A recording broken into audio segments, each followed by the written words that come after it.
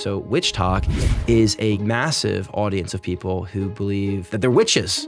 They have magic powers and they can cast spells. I put out a video saying you guys are all frauds and I challenge all of you guys to hex me. Hex me. And then someone made a video like, well, I'm a witch and I could have hexed you. She thinks because I have 1 million followers, I'm not gonna see her video. I saw her video, I said, all right, hex me. All the other witches in WitchTOK upload videos of them cutting out like my photos from Instagram and laying them on fire, putting hexes on me. So all the hexes happen and they're like, in 3 weeks, Ethan's gonna get really ill or something like that. Yeah, 3 weeks go by and I am not hexed, nothing's happening to me. So I make a website and I ran an article. Miami influencer dies in an apartment suddenly. And these witches were going crazy. We got him, he's dead, we got him. And people are like, wow, Ethan died, like Ethan's dead. And rest in peace, Ethan. Some people are giving condolences to my family. Oh man, what's going on over here? The witches. I can, this is because of what I'm about to tell you next, okay? Bro, what the f is going on? You're freaking out. Come on, bro. Why is it flickering, dude? Are you with me? Yo, what the hell, bro? There you go. Oh, there he goes again. Come on, bro. Sorry. You got me fucked up right now. All right, I got no smoke for witches, by the way. Yeah, Let me just say yeah, that. Ethan Kaiser, okay? I don't care. Don't come for me. So when I tell you the second part, this will make sense. Here's what happened. How did you make an app to pretend to be famous and then actually made you famous and a lot of money? Yeah. You know, there's a saying, fake it till you make it. I embodied that, okay? I faked it till I made it, and it's been a lot of fun. So in 2020, okay, I get on TikTok, this new platform. And how old are you at the time? I'm like 28, I think, 29, 28.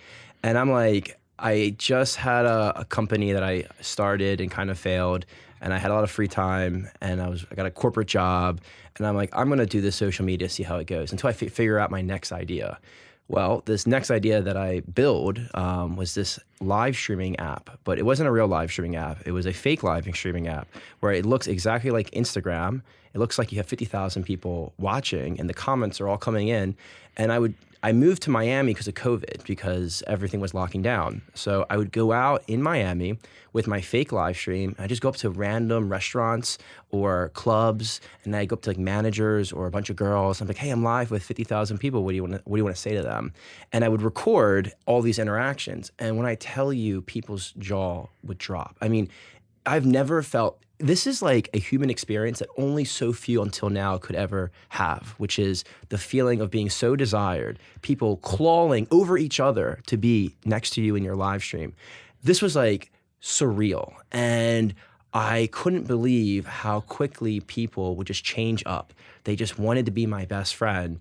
And I would record these interactions and post them online. And actually, TikTok initially banned my account for it, yes. And then I got it back. I think in the early days, TikTok was very fearful of certain types of content, and they saw this as like deception or fraud, okay? It's not. And ultimately, they got my account back or whatever, but these videos would go so viral, and people would download my app, and at the time, I wasn't using AI. It was just like a live streaming interface. It looks like a live stream. It's not really connected to the internet. Comments would roll in, and there was just such a interesting social experiment in front of me that I could do so many things with, right? Mm-hmm. And I just ran with it. But what I never did was I make these videos about me going out and I'd meet girls or whatever. I would never like continue that relationship past that video because I always thought that was like really weird for me. I mean, personally, my morality says I don't want to do that. Someone could say, well, if they're such a clout chaser, they deserve, being screwed over. I don't say that. Yeah. We're human. If I saw someone famous, I'd probably want a picture with them too, right? Yeah. So, I don't blame anybody for acting the way they are, but it was truly eye-opening.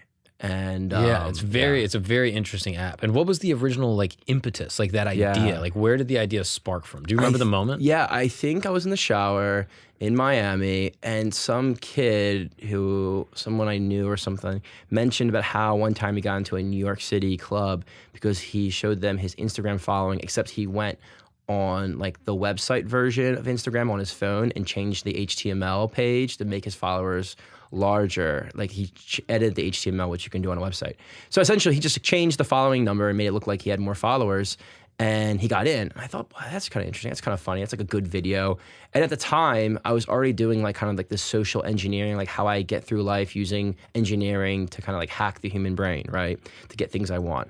So at the time I was like, okay, TikTok Live just came out at the exact like moment.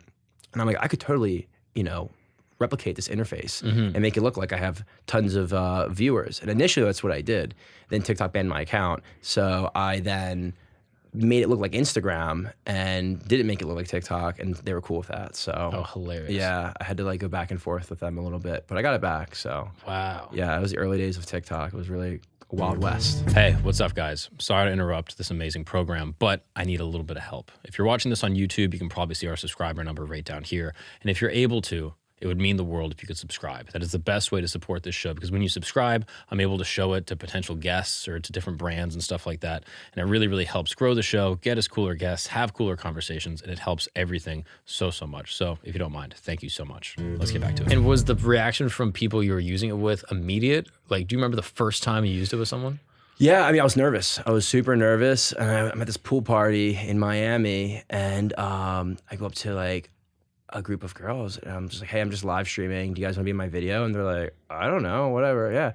And then the girl goes, holy shit, you have 50,000 viewers. Who are you? That was always, and then to this day, it's the same thing. They say the same thing. Who are you? Who are you? Can I follow you? I go, no, you can't follow me. It's I don't do that in person. It's only for my viewers. But if they followed me at the time, I had like 1,000 followers on Instagram, maybe 500 followers on Instagram. So if they followed me, the jig would be up. So I would just be like, no, you can't follow me. And that made me even more famous in their eyes. Like, oh, he's really secretive. Like, Doesn't need me. Doesn't need it. Yeah. It's like, wow. Wow. And that was like I was like, whoa, this is really powerful. And then I went to like a restaurant, and the owner, they called them ahead of time. I said, hey, listen, can I get a reservation? It was like Prime 112, this like fancy steakhouse in Miami. And the owner or the manager was like, no, we're fully booked. And I'm like, well, I have a massive following, and I will put you on my live stream if you get me a reservation. They said, okay, come at like 7:30, right? So I go there, and I'm like, we're live with 30,000 people. And the manager's like, oh, we're at Prime, we're having dinner, come through if you want. I got my table. And he came over and he like brought me some free stuff and got back in my life. But here's where I find the moral truth in all of this, is that when I posted that video, they got way more than 30,000 views, okay? So they got the views he wanted. And I always made sure to credit the business that was in, if they gave me anything for free, I'd always credit them. And I always said the food was good so that they got a full commercial out of it. Oh, that's so funny. Yeah, so there was a moral truth and justification I could find in myself when I did this. Right, because the videos are getting millions of views. Yeah, like generally speaking. Yeah, generally speaking, millions of views. A lot of girls who were like model types, they wanted to be in the videos, or not be in the videos, but they want to be in my live stream, right? They want the clout, they want the fame. So I would put them in my fake live video, and they didn't know. And some girl like kissed me on the cheek one time in Mexico, and that got like 2 million views right away. And I was like, yeah, I made this app, and this girl kissed me. She's a model, and check out this app if you want to experience this. And just like thousands of people download the app, thousands. And how does the AI component build into the app? So in 2023, I believe, or 2022, when OpenAI dropped, when AI became more mainstream with OpenAI releasing ChatGPT, I implemented some version of like ChatGPT into my app. So now if you talk to this fake live stream, it can see you, and the comments that you would see in a live stream are all AI generated. So it's going to respond to you. I could say, hey, I'm with my friend Sarah. They'll all say, hi, Sarah, what's up? What gets even more crazy is that I built in a hater mode. So if I didn't like somebody, I could press a secret button. I'm like, hey, what do you guys think of my friend or Jessica's dress? And they'd be like, we fucking hate it. She's ugly. And Jessica's like, what? I'm like, listen, 50,000 people think you're a bitch. Like, I don't know what to tell you. and it's kind of petty, but yeah. It's so funny. And now I added all kind of different features where you can get virtual gifts. I'll be like at a bar, I'm like, oh, I just got donated like $500 from one of these viewers, and girls are like, oh my God, wow. And people just like can't get enough of it. I'm building like AI characters you can now go live with, like in a AI environment where I can talk to like an AI version of a celebrity, and it's just like becoming so much different than it originally was. Originally, it was like this cool product for social experimentation, but now the bulk of we have 300,000 monthly active users. The bulk of our usership, I think, like the majority of it is people who want. This sounds like different, but this is just the society we live in. They want to feel seen. They want to feel remembered. When you talk to the AI about your life and you actually, if you were actually to do a live stream, it would remember things you would say and then bring it up. How was your like job? And in a different sense, people find community with an AI and their AI following, and they also feel seen and heard. And I've seen many videos online of people saying like, I have no friends, but I have a following of AI bots that I talk with. At first you think, wow, that's kind of different. That is interesting. But you really start to like dive deep into like society and social media and where we're going. And I think by chance, I happen to be just ahead of the game, building for one entire different audience, but realizing there's a massive market in the loneliness category. And it turns out that's a very vibrant category to be in. Wow, this is interesting. Yeah. This is like, it. Not to draw an exact parallel, but it feels a little bit from like, like the Facebook being a app or a website to like rate hot girls on campus. For sure. And then becoming a social platform. Yep. Like this is like a silly app to prove that you're famous. Yep. That then potentially could transfer into a virtual best friend that you can talk to for sure all the time. And that came out, like people have done things like this. Like that model has been kind of proven in the sense of virtual girlfriends. It's like very popular right now. But yeah, initially, most entrepreneurial endeavors, or at least a lot of them, start out as one thing, but you get to know your audience, you get to know your market, what people are using it for, and you realize sometimes that there's a much bigger market in a different direction. And if you just, kind of build in that direction instead of a different direction, you can actually unlock that larger market. And loneliness is a massive market. So when did you bring the app to market? So technically, the app is called Parallel Live, but I brought it to market in 2020. Like that's when I initially launched it. It was rejected from the App Store 7 times. So 7 times they rejected it because they thought it was a product for deception. And I made a case that it's a product for people wanting to practice live streaming as an aspiring creator. That's what it is to this day. No. And they approved it. And for Apple, if you're watching, that's exactly what it is. But now it's truly a product to help with loneliness. Yeah, that's interesting. I mean, at the onset, I mean, call a spade a spade. It is a little bit deception. Yeah, it's a little bit deception. But I mean, if there is a turn that now becomes the relationship component, which we'll get to, that's actually really, really interesting. I did not anticipate that. Yeah. But yeah, I mean, did you ever feel bad like when you were doing it, or did you ever like tell people afterwards, like, by the way, this is actually fake? So the problem here, and I've known this from many other things I've done in life. So before being a software engineer and building these types of products and videos, believe it or not, in high school, for my senior year, I was like not just like kind of good, a very good magician. Like I was really good at card magic. Okay, I mean, I feel like I knew that about you. You did not. I knew that like in my core, just from meeting you. I'm like, you have a magician vibe. Magician, and then I also, as a software engineer, I was really into hacking and like breaking systems. And social engineering is a form of hacking, right? Where you actually hack the human brain.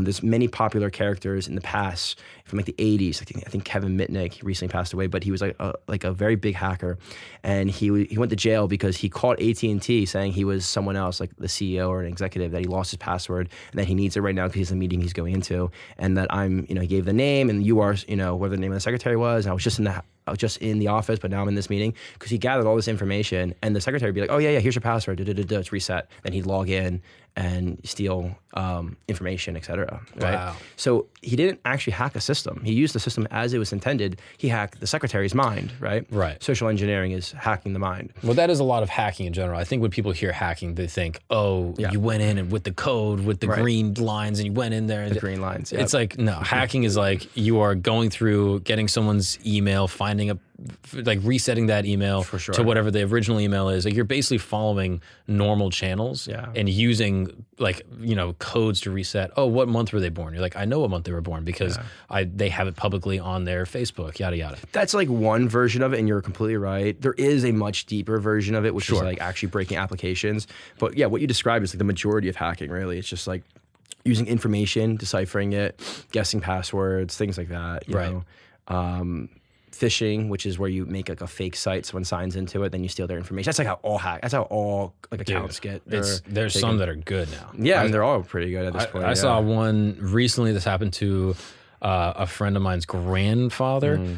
It came up on his TV, and it literally popped up on his smart TV, like basically some type of error code saying like in order to like update install failed, like call this number to like redo your update or whatever, and called the number. Sure enough, the guy was like, hello, this is Steve from Samsung. Talk to him. He was like, yeah, to do the update, it's actually, we just need to take a hold on your card, yada, yada, whatever bullshit. And like clean him out for like $2K or some shit from the card. That's crazy. Just from the TV. I was like, damn. That's wild. They're on the TVs now.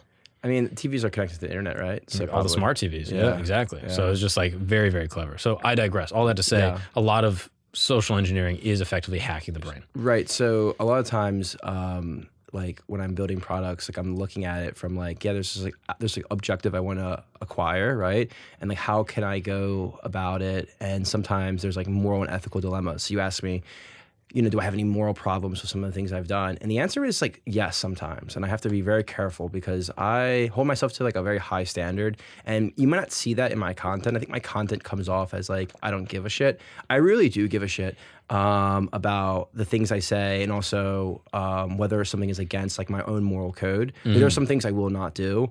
But the trade-off is, and this is the trade-off for everyone, is that it's easy to be moral. This is going to sound so pretentious. It's easy to be moral when there's no money on the line. But as soon as there's large amounts of money on the line, you have to just like kind of make someone look bad and at their expense, but you're going to make like a lot of money. You're just like, damn, like that's way harder to say. This is Napoleon's old quote, bro. It's like every man has a price. I'm just shocked at how low most people's is. Okay, that's a great one. Like, that's. I mean, I'm not some type of moral arbiter to say like, oh, what anyone's doing is fucked up. Like I feel that even personally, where like I'll tell jokes that are kind of mean to like some celebrity or something, and I'm like, damn, I'm kind of like roasting someone and I feel bad about it, but at the same time, like it's a joke. Like I have a lot of I feel like moral, that's like other people's moral being pressed onto you. I feel like for that, comedy is only funny at someone else's expense. Okay. Some people disagree. I personally find that funny. With anyone who thinks otherwise. I can't find many things funny unless it's at someone's expense.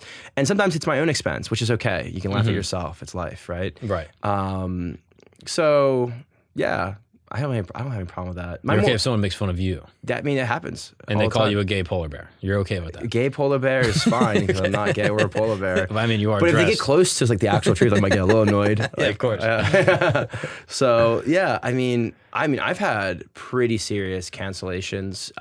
In my I had the Rolling Stone write an article. Rolling Stones write an article about me that was like a really bad article. Really? Yeah, it was like pretty much calling me a piece of shit, and then I got fired from my job at the time because of it. Can you share what your job was? Yeah, I can talk about it. It's all in the open. What was your job? I worked at Cisco Systems, and it was like this like archaic company. I'm not saying anything bad about Cisco Systems because they paid me money to be nice. So I'm not saying anything bad about Cisco Systems. So it's a great company that you used to work at. I used to work at this company. Yes, it's a great company. And I got fired because I made a video kind of trolling really stupid ideas, which I love to do. So like there's a really stupid idea that was trending, which was flex how much cash you make in a given weekend, okay?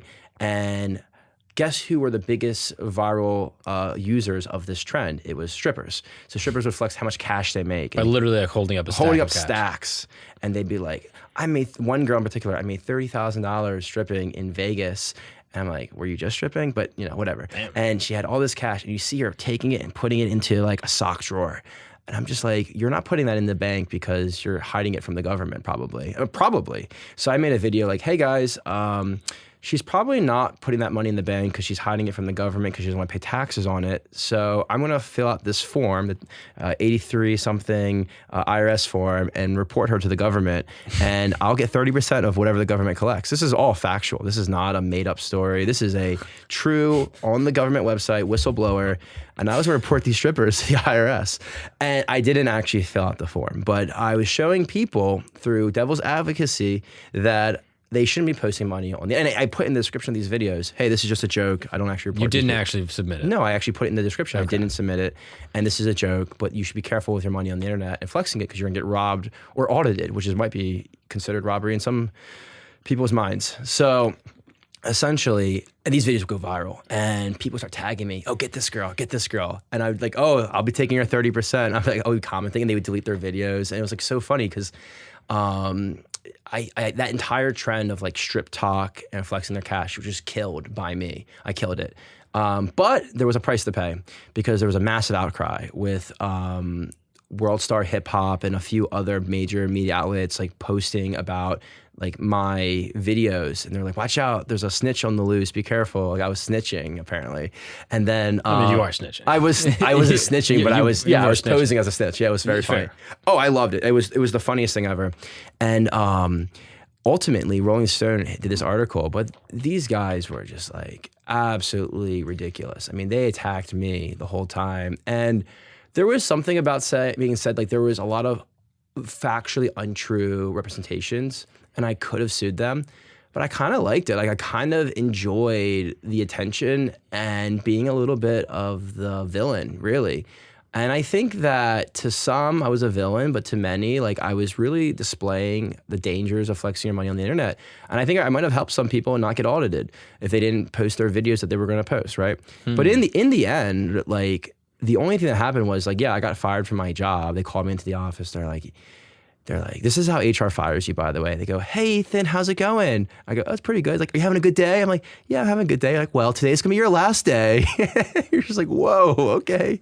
Today's gonna be your last day. We're gonna disable your permissions to the various logins and the systems, and you're on leave right now. But they put me on leave, and then they eventually fired me. But they paid me a severance, and honestly, like, it was the best thing that could have happened to me. The best thing that could have happened to me, because the next job I got after that paid me double and elevated my career in a way that I could never have imagined. This is the moral of the story, ladies and gentlemen, boys and girls. I was kicked in the teeth by the internet and the world, and I was unjustly represented. The things the Rolling Stone article said were very much untrue, how they represented me. They represented me as someone, in a way, they took some live streams that I had out of context where I said, hey guys, don't flex your money on the internet because someone could steal your social security information and report you to the IRS, because getting the social security number was part of the form. And then someone in the live stream asked me, Ethan, how can they get your social security number? I'm like, there's many ways you could do it. You could do a phishing attack saying that, you work at HR for your company you work at and you need these information because you're late on your forms or whatever. And then you give out the information and now some hacker just got your social security number, right? Somebody clipped that, sent it to them saying that I was encouraging people to pretend to be HR. And that's what Rolling Stone reported, knowing that it wasn't true. I had some lawyers saying we should sue them. I'm like, I don't care. I'm not going to pursue this. It's just not worth it, right? But the moral of the story is, after I got fired, I spent pretty much like 6 months just grinding alone, not in public, on my engineering skill set.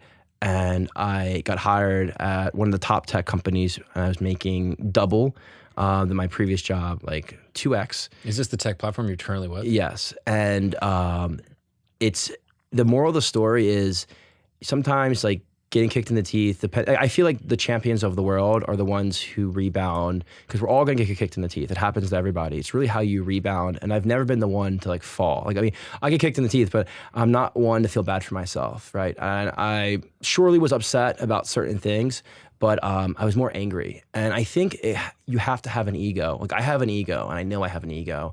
And when I was back against the wall, kind of made to look stupid, laughed at, fired, I was like, I'm gonna show the world I'm fucking mad. And lo and behold, it only took 6 months. 6 months of just hardcore training.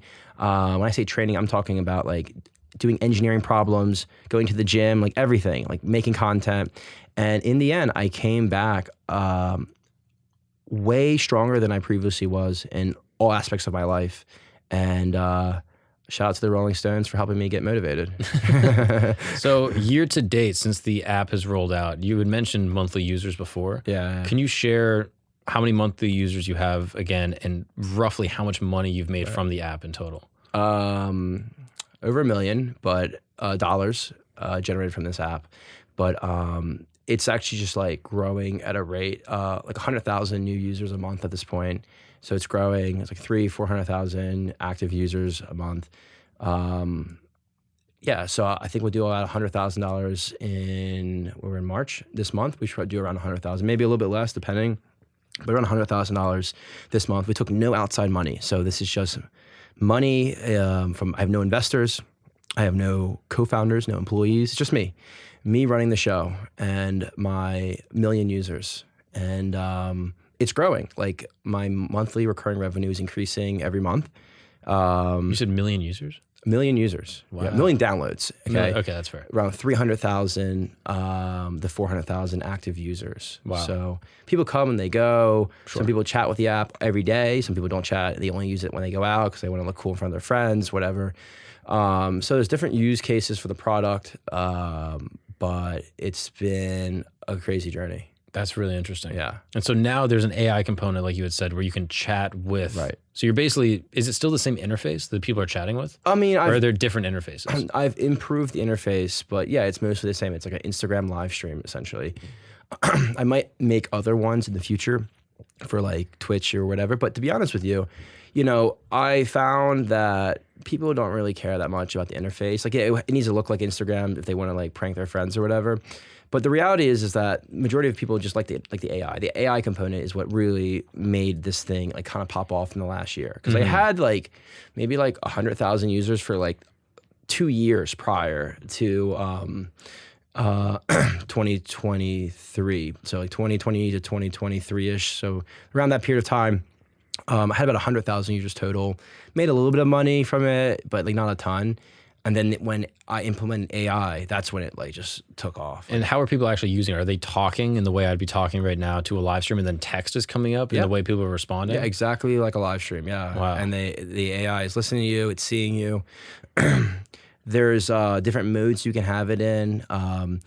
And for example, like I said, there's like a hater mode where I don't know if I forget I said this, but it'll like roast you or roast whatever you're talking roast you or roast your friends or whatever. It's good for like pranking like your friend. Like, hey, should I still be with my girlfriend? They're like, no, dump her. Yeah, and you can also I made it so that you can actually make it say whatever you want it to say, because there's actually hidden buttons on the screen, so you can actually type in what you want the audience to say, and then while you're live streaming, you can click that button. So for example, if I was like, there's a hidden button where the audience will start agreeing with me. No matter what I say, I'm like, hey, do you guys think I'm better looking than her? And I'd be like, look, everyone thinks I'm better looking than you. And the girl's like, hot chick. She's like, what? What are they saying that? It's just really funny, right? Yeah. I did one recently where I was in Miami and I was going up to a bunch of girls at a pool party. And I was like, hey guys, what do you think our body count is? And everyone's like, 300, 400. And the girls like, why do you think it's so high? I'm like, because you're so good looking, that's why. She's like, okay, yeah, all right, whatever. It's very interesting. Yeah. I mean, and so now you have people that are just using it privately. Yeah. They're just alone in their house and they'll be talking to it. It's probably younger people between like 13 and 17, I would say, or 18, people who just like, they will talk to the AIs, or they'll have like their friends come over and they'll talk to each other's AIs. And the AIs, like the artificial intelligence, your audience does like change based on like your stories and who you are, right? So in a sense, it is your audience. It's just not humans, And that's been it's been profound here, is that people will like show off their audiences to other people, like friends, and there's like a community around it. So it's really different. What would be like a use case where like my chat, quote unquote, would be different than your chat? If you're like hanging out with your friends and you're 15 years old or 14 years old and you have like this chat that like knows you and you like play soccer or whatever, you could be like, oh, this is my friend, just like a real live stream, like your real audience. You could just be like, oh, this is my friend Ethan. I'm like, hey, what's up, guys? And like, do you guys like Ethan? He's blah, blah, blah. And like, oh, we don't like him. Someone might say, oh, I like that. And the audience is truly like all custom to the individual who's, been the live streamer for so long. So just like you have an audience and you may have certain types of people, the AI is the same exact way. That's interesting. Yeah. And what do you think the future of that use case could be? I think that there's this really interesting and like almost like Black Mirror episode type scenario where it's going to be people and they have like their friends, but I also think that there is a massive market for individuals who are lonely. And if you think about it, like maybe you had a lot of friends growing up, I had some friends growing up, but a large amount of people didn't have many friends or hated high school or are in a tough situation with their families.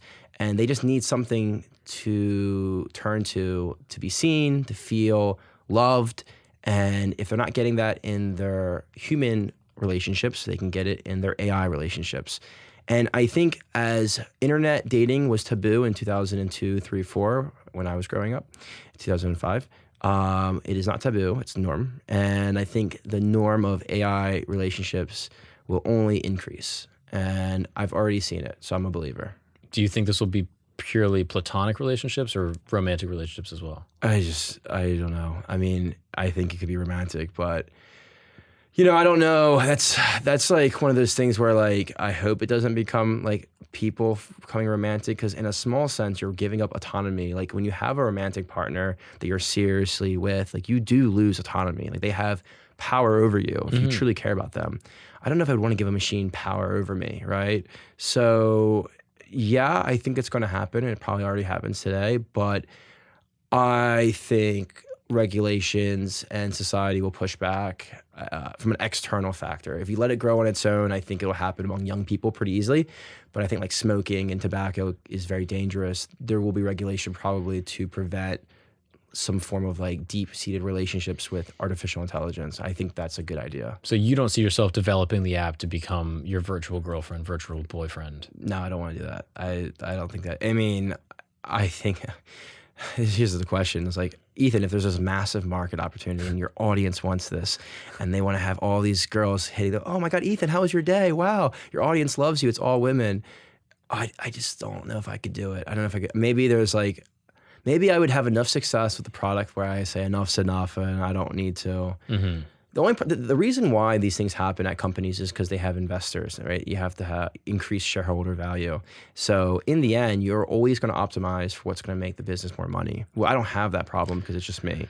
Right. So I'm only as dishonest and immoral as my greed will allow me. But I think I have like my own number in my head that I can reach without being too much of a villain. Right. You just have a fiduciary responsibility to you. Right. Right. Yeah. That's interesting. Yeah. And have you had like positive outcomes from the app from like users that have reached out to you, been like, hey, this really helped me? I could show you some videos that you would just be like, I had a message the other day, this guy saying it's changed his life. Before I could never go out. I didn't have any friends. And you wouldn't believe this until I showed you some of the things here. He goes, I'm the life of the party and it's built my confidence up and now I don't even need the app. And I'm like, that is so interesting. I never intended for that to happen. But he just said that he had social anxiety and this was like his last hurrah, like to try and make friends or whatever. And he saw how people appreciated and worshiped him. And after this, I'll show you a crazy video that he sent me.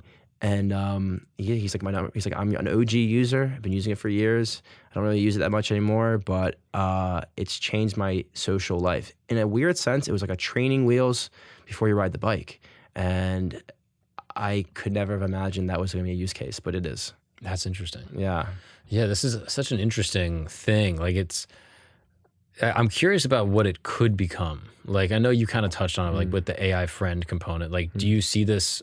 Have you thought larger picture? Like, will this become like an AI social platform? Like, would you want to take it that far? Or are you kind of happy like where it is? Like, I'm kind of happy where it is, to be honest. Really? I think there's like, yeah, because like it's working. And I think there is a version of this where you go outside the box and you like, in the end, I'm going to do what my users want and where there's market opportunity, right? I don't fully believe like a fully artificial social media network is like a great idea. Maybe there's a use case where like young people who want to get on social media, whose parents are hesitant of letting their children on social media. Maybe there's a version of social media they can use where the mechanisms and users are controlled by the parents through some sort of parental controls. Interesting. So it's a much more controlled social media experience, but it's because all the users are AI generated. So it's like, and I don't know if this is I'm gonna sound like a crazy person, but it's like, hey Ethan, like did you get your homework done? Wow, that's great. Like we love this picture or whatever. Like just how social media would be used. I'm not fully bought into this because I don't know if kids would actually buy it. We're speculating. Right? Yeah, we're speculating here. But there was a lot of interest in like taking it in that direction. But to be honest, like I'm not trying to solve all the problems. Right now I'm focused on one, which is like loneliness. I think that's like a big enough market on its own. Make the AI really like appreciate you, remember things that you say, ask you about your day. If you want to use it to like prank your friends, you can. And that is a big enough market right now. And then in the future, if there's more opportunity, maybe. But yeah, like helping people have more social life is massive. And that's already a hard enough problem as it is. Have you had outside investors or like potential partners try to step in and be like, hey, we can do this with this? Yeah, kind of, but not really. I mean, I could raise money tomorrow if I was looking to raise money. Investors, I think like having 1 million followers on social media and building products and delivering is enough for an investor to be like, whatever Ethan's working on, we're going to put money behind it. Because everything I've worked on since I had a social media following has been successful. So I just think that right now it's working. Is there like this massive opportunity to scale it to like, you know, $1 billion company? Probably not. I mean, maybe there is and I'm just missing it, but I don't think so right now. Are you not worried about Meta striking it or trying to somehow get it removed? Do they have grounds to remove it? I think Meta has other problems with regulations and overreaching. I know companies. I know one company in particular. They made like $27 million last year, kind of violating Instagram's terms of service. And I'm not going to say the name of the company, but everyone, or at least some people who are watching this, have used this product. And they got called into like Meta's office by the legal team, and they're like, we're okay with you doing this because it brings value to our users, but don't do this thing, this one thing they had a problem with. So usually if Meta has a problem, you'll find out. And it's when you're big and you're making millions of dollars and all of their users are like, they have such a big user base. If you're not causing problems, they're not going to spend legal fees on pursuing you. So unless you're breaking some of their guidelines, which is like using their technologies in a deceitful way, like on their platform, right, they're not going to do it. We don't touch their platform. Right. And there's a case to be made that we're not even Instagram. We just kind of look like them. Right, because you don't have any of their like logos or anything. IP or anything. Nothing, no. I mean, you could argue like, oh, they look the same. But then you're in litigation. Yeah, it's not worth it to them. Yeah. That's very interesting. Yeah. This is simultaneously like fascinating case study and a really, really clever idea that then has been like capitalized on and then marketed and then become lucrative, that also like exposes something about humanity. For sure. And then simultaneously like dystopian and like deceptive and Black Mirror. Yeah. And it's kind of conflicting to me. It is. But it is very interesting. Like, what do you feel like this has told you about humanity? Has it made you like a little bit more cynical to like how people treat you? I'll tell you what, I can see the outcry for attention and love that so many, I'll say, men don't get, right? I see it. Like I see it through the messages I get and how they're so grateful to finally be seen. And it's sad in some sense that for some men, it's very difficult. Society is really hard on them. And for others, they can use this product as a tool to be deceptive and to use it in a way. But this is like the kicker in the end, right? It's the ones who will buy into the clout, the ones who cherish and will treat you differently because of the clout that are the most effective. And that's irony. And I love irony. Irony is the greatest form of humor. So if someone is so willing to be your best friend, and I don't know what they do with you, but whatever, because they think you're super famous, they're almost asking for, the rod for their own back, That's the saying. And I don't necessarily feel terrible about that, It's really on them. If someone didn't care and really appreciate you for who you are, they would not be impressed by your live streaming numbers, certainly. Right. And they would have been your friend anyway. So shame on them. And that's on them as well. Yeah. Yeah. They're trying to use you. For sure, they're trying to use you. Yeah. And by doing so, they may have gotten used in a way. But if they didn't use you, then they would never have happened. Yeah. Yeah. Yeah, that's an interesting point. So I can't police the world. I just put out the tools I think will help people the most. And people get pleasure out of this. They think it's funny. They can feel like they have someone to talk to, or they prank their friends or their children. This is all cases I've seen. Yeah.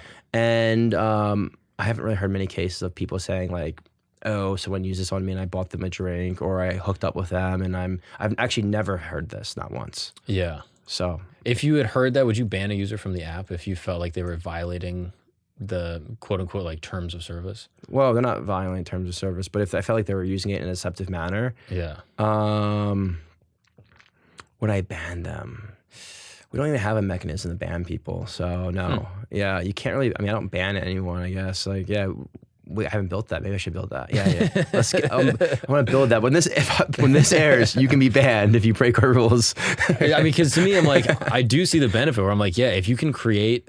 I recognize there's a loneliness epidemic. For sure. People are isolated. They're more fragmented than they've ever been. And if they have social anxiety and talking to this thing makes them feel good, like who am I to say that they can't talk to their AI audience? Like I have no issue with that. If they're using it as a way to like prank their friends, or like to even like prank a random person and then tell them, be like, yeah, I'm actually just fuck with you. Yeah. Like if they're using it, in any of like even to practice live streaming, like the app stores like case, like these are all awesome. Like I'm like, if it's used to like hook up with some chick, I'm like, yeah, sure, she's hooking up with you because she's like into what your clout is, quote unquote. I don't know if that necessarily justifies the deception, like in that specific case. And you don't agree with that either. Like, I know that you said that at the beginning. Yeah. So I'm like, I hope people wouldn't use that for that purpose. Right. And also like, I guess the only other component of it that I'm like curious about is like, which again, I don't think this is your fault. I do just think this is sort of a nature of like what's happening on the internet. I'm curious what you think. Like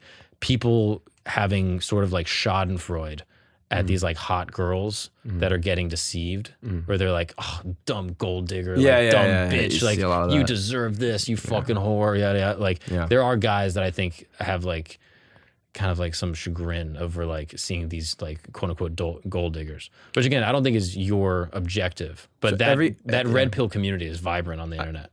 Yeah, but I think that's getting played out. I think what's happening, at least for me, is that I don't see a lot of videos.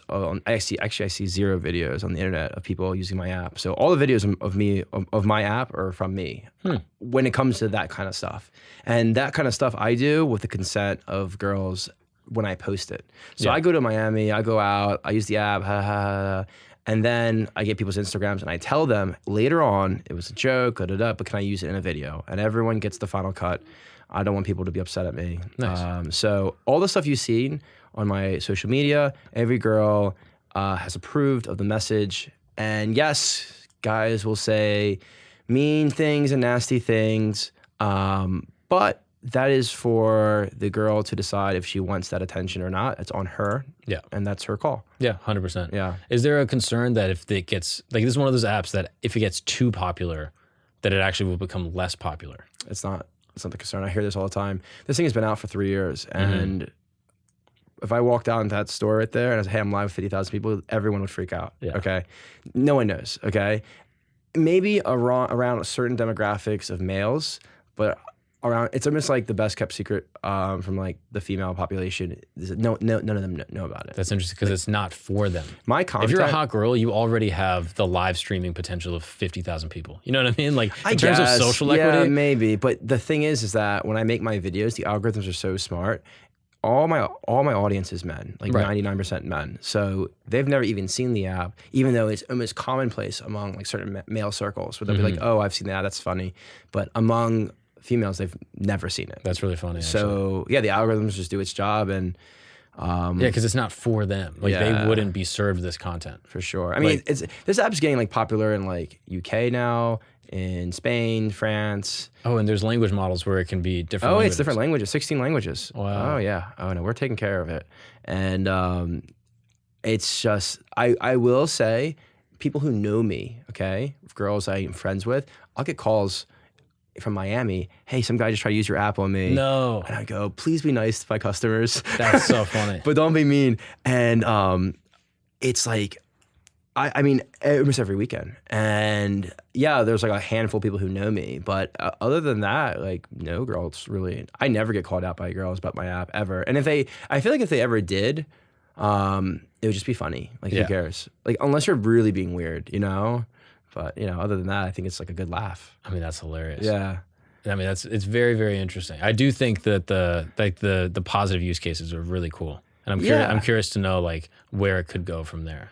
I'm always looking to see like how I can like better society. You know, my first company I started failed out of college, and it was a AI advisor for college students, particularly first generation students who have the highest risk of failure. And I built this AI that would integrate into like the grade system. I could look at your grades and see how you're doing, and then be like, hey, looks like you're having some issues here. So why don't you go to the math center, because there's a tutor that can meet with you, because a lot of college resources are made available to students. That company failed, and it seemed like every single time I tried to, then I started a new company where I was going to use AI to identify firearms that were involved in crime scenes and match them with people who purchased them. And there's a whole back end story. And I won an award and everything. And the ATF looked at it and they said, we don't want to do this because it would probably fire a bunch of our government workers. Really? Yeah. Oh, yeah. This is interesting. Like, I don't want to go too deep into it because it's a whole, different path, but essentially, if you buy a firearm in the United States, you have to fill out a form, okay? That form is stored at the gun shop, but eventually it'll get sent to the ATF to be stored in like their holding of all the forms that were purchased by firearm owners. And there's millions of them, but they're not allowed to store that information in a database, okay? So if there's a crime that's committed with a gun, and the detective finds the gun and wants to find out who bought this gun, they have to go through it like a file cabinet.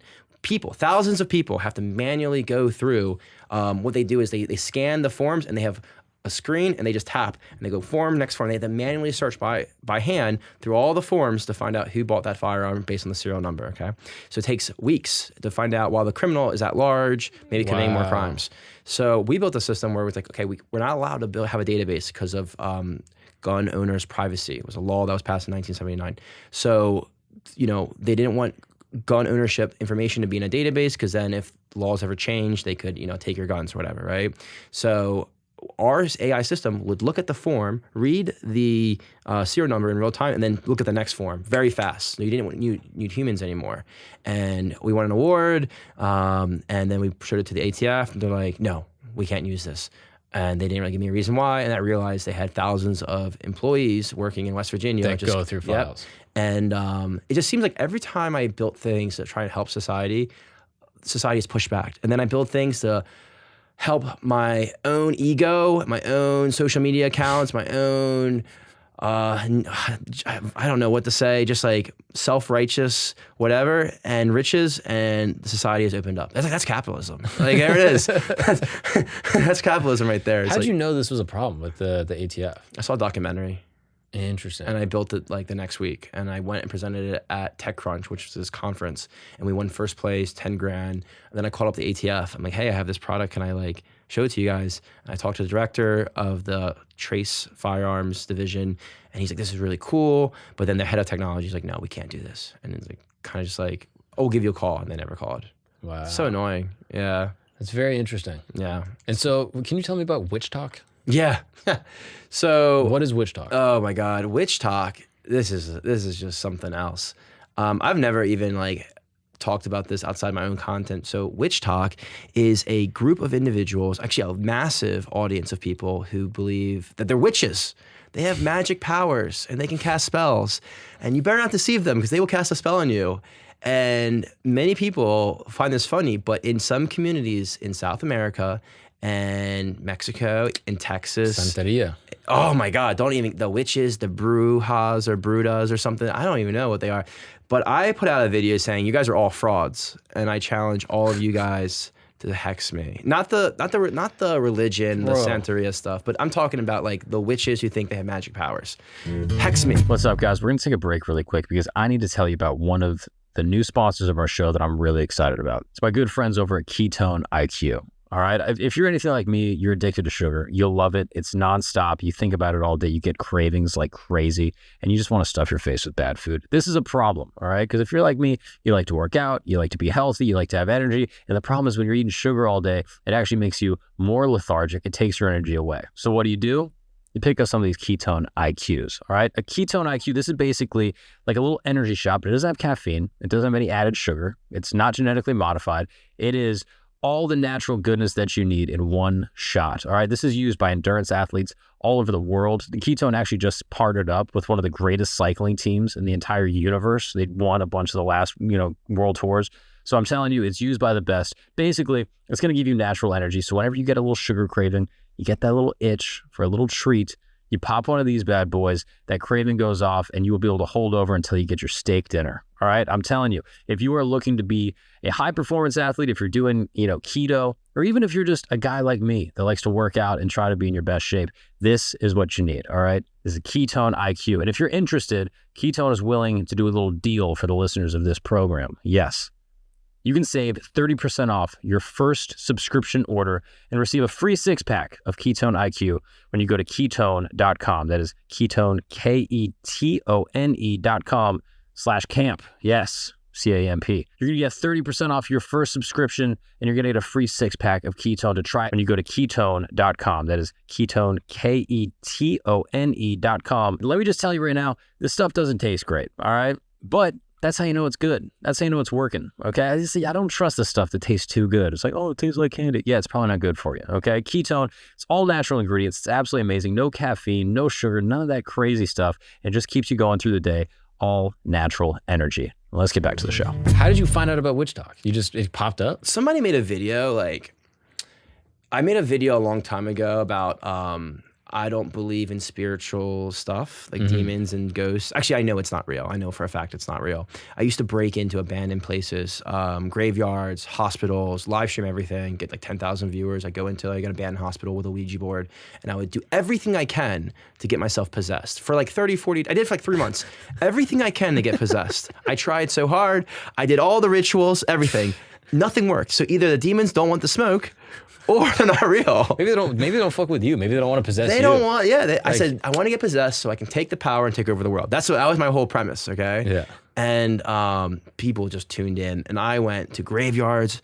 I went to abandoned places, haunted. And I would just like kick down the doors. Where's the spirits at? I was rude. I went to, there's a place in Florida, the Keys, Robert the doll, the most haunted doll in the world. If you photograph it without asking for permission, bad things will happen to you. And people have gotten cancer and everything. I flipped it off. I photographed it. I called it a bitch. I'm like that. And I got promoted. My life's getting better. So I highly recommend fucking with spirits. Bro, this might be though. Yeah. This might be what the hex is. Maybe I did get possessed and I'm all powerful now. Yeah, no. But so let's go back to the witches. So a year prior to the witch scenario, I did this like spiritual expose, tried to get hexed. Not get hexed, but get possessed. That was my initial thing, like 2021. Let me get possessed. And then a year, I got bored of it because nothing was happening. I was bored. All right, well, this shit's all bullshit. So then a year later, I'm like, remember that time I debunked all spiritual talk? And then someone made a video like, well, I'm a witch and I could have hexed you. I go, she thinks because I have 1 million followers, I'm not going to see her video. I saw her video. I said, all right, hex me. I'll give you whatever you want. You know, whatever you want. The ball's in your court. And, everyone saw that video. That video went viral. And she's like, if I had your shirt, some of your nails, you have to say this consent, like I consent to all spiritual workings. So I said this thing. I mailed her my nails, fingernail clippings, some of my shirt, some of my hair. I filmed it getting cut so people wouldn't say that I wasn't like giving her my hair. She didn't say where the hair had come from though, so it was a little curly, but I'm just joking. But I mailed her everything. And I went to the FedEx, and the lady is like, "Oh, what are you doing?" I'm like, "Oh, I'm mailing this to a witch because I'm trying to get hexed." And she was like, "Whoa." She's like, "That stuff's real." Because in Miami, they believe that shit too, right? Yeah. There's a lot of spiritual girlies out there. So I mailed it to the girl, and she like, I'm asking for all the witches to give me their powers, and like all the other witches in WitchTOK, like thousands of girls, I'm saying girls, but witches, but there was mostly women, but thousands of witches would upload videos of them cutting out like my photos from Instagram and lighting them on fire, and putting hexes on me and all kind of crazy stuff. And then the girl does her thing. And then some guys, I made a video like, guys, they're all putting hex on me. I need you guys to put protection spells. So I'd find like guys like trolling, like pouring out beers for Ethan. And like, they were just like making fun of the fact that I was getting hex by putting protection spells on me or whatever. And so all the hexes happen. And they're like, in 3 weeks, Ethan's going to get really ill or something like that. So 3 weeks go by, nothing happens, and be honest, were you a little bit nervous? Never, not for 1 second. Not even you one. trip going down the stairs and you're like, oh, what the fuck was that? I had more fear when I did the spiritual get possessed thing, because there was a few weird things that happened, but you really get to learn that when you're in a high stress, hyper-aware scenario, you're going to hear things that are happening all around you. You're going to hear creaks, you're going to hear little things, whatever.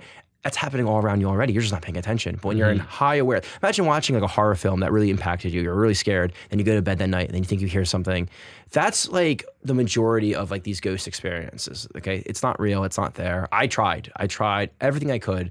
Nothing showed itself. Wait, what were some of the weird things that happened? I had to kill a goat. I'm just kidding. I didn't do that. No, I didn't do that.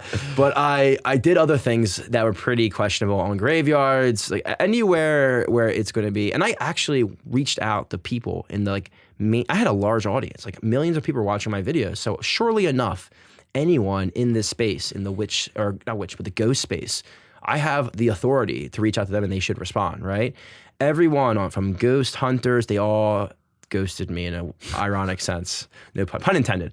They ghosted me because they knew that if I went to the same places, nothing's going to happen. Imagine being in production of a show where they catch ghosts and you go there and no ghosts show up. Well, you have a really boring show. Yeah. So of course, when you have money behind it, they're going to make something happen. Wait, you said some weird things happened though. What happened? Like I went to bed one time and I woke up and my thermostat was at like 90 or 80, 90 degrees. I definitely didn't set it to 90 degrees. And I was like, wow, kind of like, whoa, this is kind of weird.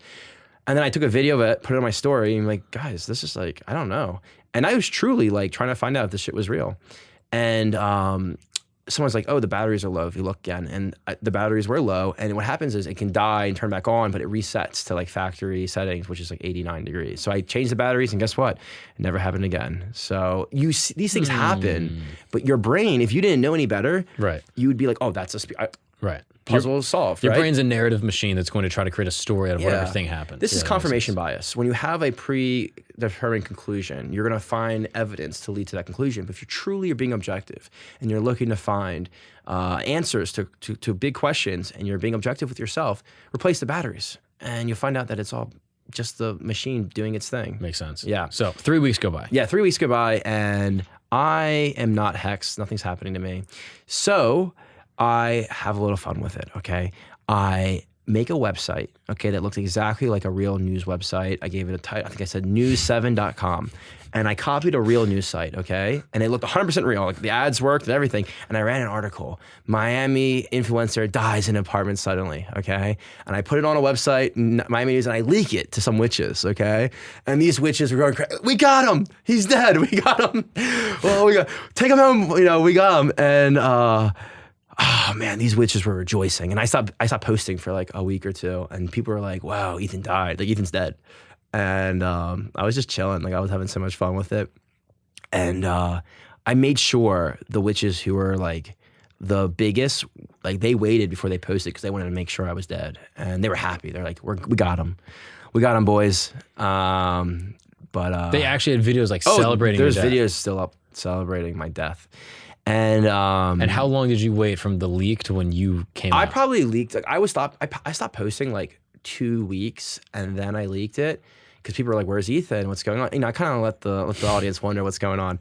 So I leaked that I died, and people were making videos. See, look, I see on the site he's dead. Rest in peace, Ethan. Some people are giving condolences to my family. Oh man, what's going on over here? The witches. Brandon, you see that, bro? Yeah. Oh, yeah. Well, this will. I can. Yo, come on. This is bro. because of what I'm about to tell you next. Okay. So Come on, this is why bro. this happened. Okay. Why, bro? What the fuck is going on? So when I tell you Yo, when I what tell the you the fuck, second dude? part, this will make sense. Okay. Anyway, here's what happened. Okay. You're freaking out. Come on, bro. Why is it flickering, dude? Yo, what the fuck? So they say that. Are you fuck? Is this a thing? Are you fucking with me? Wait, is it look bad on his face? I can turn it off. Yo, what the hell, bro? Oh, that's hilarious. Why is it flickering? That's so funny. There you go. Yeah. The witches. They're always on me. Oh, there it goes again. Come on, bro. Just turn it off if you need. If you. Come on, Yeah. bro. Sorry. If I need to get you a new light, I'm sorry. I got the witch energy. You got me fucked up right now. Yo, dead ass, bro. What the Yeah. hell? Sage the room after this. So. All right, I got no smoke for witches, by the way. Yeah, Let me yeah, just say yeah, that. yeah. I just turned this off. I don't condone this. Yeah. Fuck Ethan Kaiser. Yeah, okay, yeah, I don't yeah. care. Don't man. come for me. I can take all the smoke, guys. Don't worry. So they said that I was harnessing their energy and that I was secretly a wizard. And that's why the spells weren't working. I swear, I kid you not. But let me get back to the story. So I eventually come out with like, "Hey guys, I'm not dead." I changed the website to like the Rick Roll songs. I Rick rolled the entire witch community, and and then they all said that the reason why I haven't been hexed and the reason why it's not working is because I'm actually harnessing their energy because I'm a wizard. Not only any kind of wizard. I am a What's that one society? Not the Illuminati, but the Which I know all of them. no, the other one, not the Illuminati. They still exist. It's like a boys' club. Bohemian Grove, No. Something similar though. the Freemasons. Freemasons. Ethan's a Freemason, and then one witch was like, and she wasn't too bad. She was actually like not cute, but if you looked at her like kind of, I don't know, she looked all right. But she was like, Ethan's a witch, and I've dealt with him in a previous life, and like, oh my god, this girl's psycho. So I DM her on Instagram. I say, You think you can call me out? I'll be. I messaged her like, "Are you good?" Yeah. All right, Yeah. cool. Keep going. Sorry. I was like, I'll be in your dreams. I said some shit like that to her, like to kind of like spook her a little bit. And she's like, "Oh, I've dealt with you before." I go, you think you can suck the energy out of me? And she's like, I'm already doing it. I'm like, this is such a funny video. Sounds flirty. Yeah, Sounds I was very like, sexual. so I made a video like, oh, she's gonna suck the energy out of me. We're like, oh shit, here we go. In the end, the original witch disappeared off the internet. All their hexes were ineffective. I'm apparently a wizard, and I harnessed their energy, and that's why I've been living life, making more money than ever. I mean, what? I'm a little free, bro. So, Brandon's Haitian, all right? Brandon.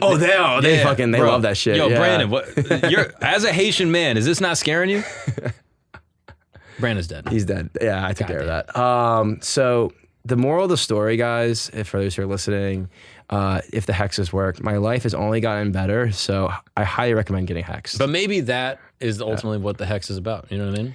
The Think about hex it. is about taking accountability for your life, that the wrongdoings in your life isn't about any spiritual battle. No one's out to get you from the spiritual realm. So if you're actually not being successful in life or not happy with yourself, don't blame anything else other than yourself or your circumstance. I won't discount that. But there's no devil coming after you. I mean, I'm not to hate on anyone's religion, but this is my opinion. There's no spiritual evil power after you. So take accountability and make your life awesome. Wow. Yeah. Maybe the hex is you getting everything you always wanted and realizing that that's ultimately the thing that's gonna make you the most miserable. Yeah, I'm pretty happy. I mean, for now. Yeah. But until what? Till what? You get like a fentanyl addiction, and then you're in Skid Row. Yeah, that would have happened by now if I was going to go down that route. I'm like 32. I've Who knows? been around. You might be way more successful. You might get way more wealthy. I'm pretty good at like understanding what makes me happy, and I self-reflect quite a bit. I've noticed I've been using social media way too much, and I've been cutting back for for that exact reason. It's all about like understanding when you're going outside the bounds that it's unhealthy for you. Mm-hmm. Moderation. That's it. You know. Yeah. Actually, to this exact point, in my apartment now, the next thing I'm doing right now is actually, before I get into this, I want to tell you one other quick story about people mad at me on the internet, okay? This is something I haven't even talked about. When this video gets released, that I will release soon, I will be fired from my current job. I think so. And for wrong reasons, by the way, but I know how corporations work. I had this idea. So on LinkedIn, people put where they work, okay? But that's how I got fired from my last company because of my LinkedIn. They found out where I work and they're able to do that. Me thinking, how can I hack the system? So I put on LinkedIn a company called toptechconsultants.net. It's some consulting website, looks 100% real, and I'm a senior engineer there. That's what I put on my LinkedIn. Now, when people get mad at me because of my videos, whether it's witches, I made a video about how to know if your partner's cheating. All I say is like log into the internet and see if any other phones have connected, right? Some individuals said, you're promoting domestic violence. And I said, shut up. I said like, shut up. That's what I said, right? I mean, I don't think you're and they're like, well, we're gonna contact your work. So they emailed my work. What they didn't realize is that my work was a website that I made up, and I got the email. I'm HR for this fake company that I created where I'm an employee of it. So I'm Ron Fitzgerald in HR, and I said, because Ethan Kaiser's making content on the internet, and it's very wrong, and it's encouraging domestic violence. So I respond, oh my God, this is very serious. We need to have a meeting with you over Zoom. So I set up a meeting with these people trying to report me and get me fired, these trolls, over Zoom. So I set up the meeting and I show up and I say my camera isn't working and I use a voice changer and I'm Ron Fitzgerald. And these guys just go off about how terrible of a person I am, right? And it's two guys, two gay men who live in the UK, just like when you see the video, it'll all make sense. And they are saying that Ethan is the worst thing ever. And I was like, okay, well, we live in America. He has a right to, free speech, but, he does work at our company. So if he's not representing our values, we could fire him. Do you think we should fire him? Or do you think maybe this was all for comedic purposes, that he wasn't actually trying to encourage domestic violence? No, he is trying to encourage domestic violence. He's trying to get people hurt. I said, okay. We think he's dangerous. They're like, yeah, he's dangerous. I'm like, better yet, we're gonna call the police on him. They're like, yeah, have him arrested. I'm like, all right, we're gonna have him arrested. And then I'm like, wait, we see him coming in right now.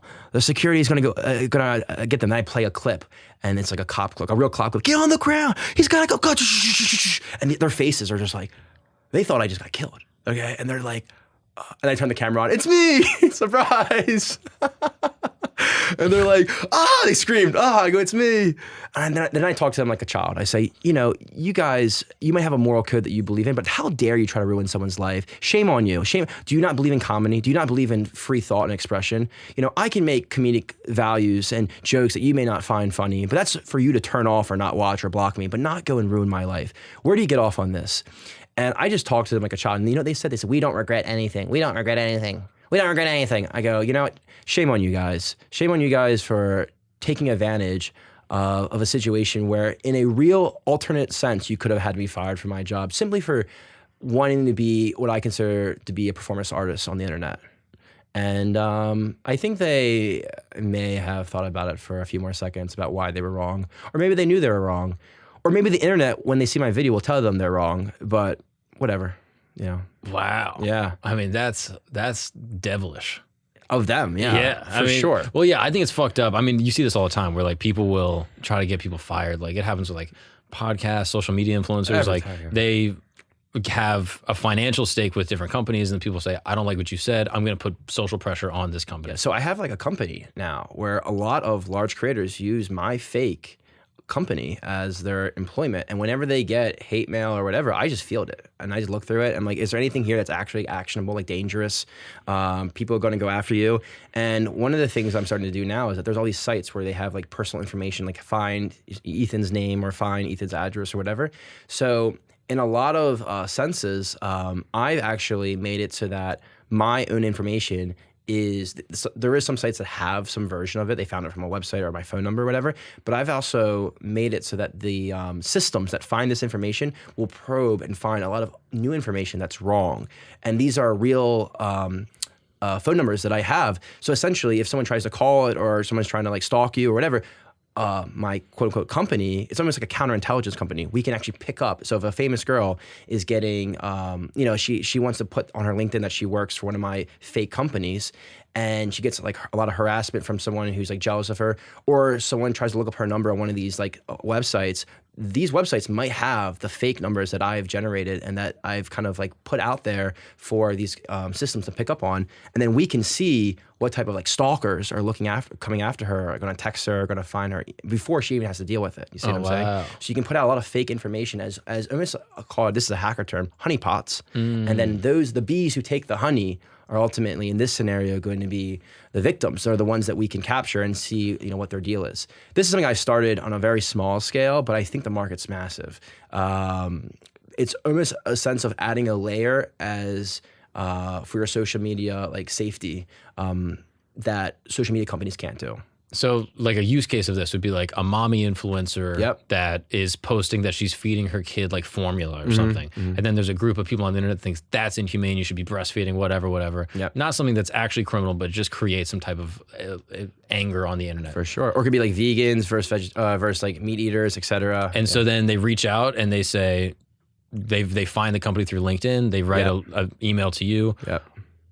And they go off. What do you then do with the people that are reaching out? In these types of scenarios, we already know what's going to happen, right? These aren't like not surprises, right? So we would handle it. Like, okay, we're going to look into the situation. Thank you so much. That just kills it right there. They can't do anything else. You see what I'm saying? Right. And then if we did other things where it's like more of like their personal information has already been leaked, okay? So like their phone number is already on like there's like directory websites where you can find people's information. We will then leak new information to try to overpower that one. And obscure what the actual truth is. And then if someone picks the wrong one, we'll now have like a little dot on the radar of like, okay, there's someone here, just like to be careful and kind of let people know before the stalker shows up at your house, you know? Wow.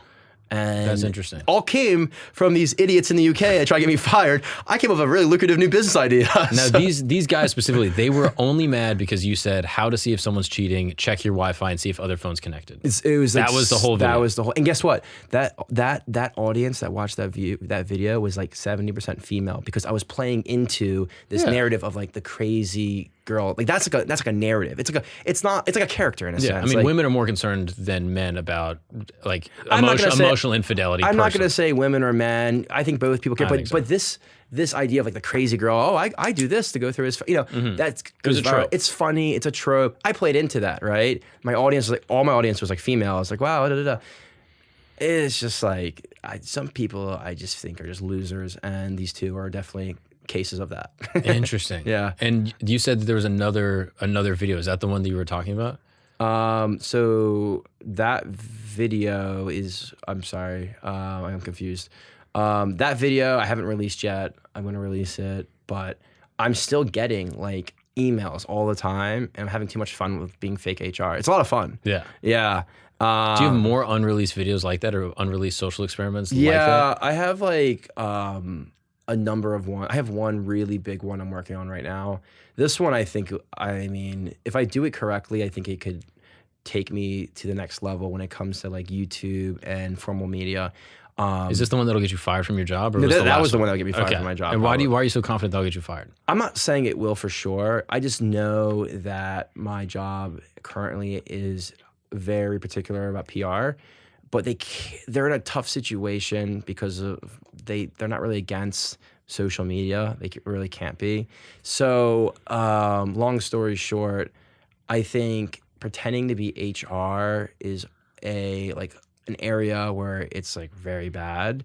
But I can also be HR of my own company. It's my company. It's a real company, and I put myself as an employee. So technically, I'm not really lying or anything. Okay, I put out a fake name and an alias. That's not illegal to say you're someone else, unless you're using that information to like acquire wealth or pretending to be like someone else. That's that's wrong and illegal. But putting out with a fake alias for my own safety is not illegal. It's also not illegal to be HR of my own company. Right. So, but the thing is, that doesn't matter. In the end, when a corporation looks at a situation, they look at the risk, and whether it's not against the rules or against the rules, doesn't really matter. They just look at the risk profile and they say, it's too risky. Yeah, we're gonna fire this him. person's not much of an asset. Yeah, and they're there's some type of liability. Yeah, but I think Honestly, like, if I got fired for the wrong reason, I would be very vocal about it. Not like I was last time when I wasn't vocal. I'd be very vocal about it. If I felt like I was wronged, like last time I was definitely wronged, but I didn't really care that much because the company I thought was whatever. But I like where I'm currently at, and I might leave and do my own thing full time. But if I don't and I get fired, I'll be pretty pissed. Yeah. So that's life. Now you said that there was one more video. I derailed you. So that, I mean, I have many that I haven't finished or released yet. People got mad at me because I made a astrology website where you can put in 2 signs, you know, like astrology signs, and it would say whether they're compatible or not. Maybe you've seen sites like this, like girls love them, but I use AI to make them always compatible. So guys could use these on dating apps and like maybe get laid, right? I mean, I want people to have sex, and I don't want people to be mad over dumb superstition. I'll say that right out, okay? Astrology's stupid, and if you're a girl and you don't want to date someone because of their sign, you're an idiot. I'm just gonna put it out there. That's it. And I think that this product will help you get over your shortcomings. There are many other different signals that you should look for in a mate, not their astrology sign. Anyway, I made a site where you can put in 2 signs and be like, oh, you guys are really compatible for these reasons, and then generate like a page and you can send it to somebody, and it was like funny.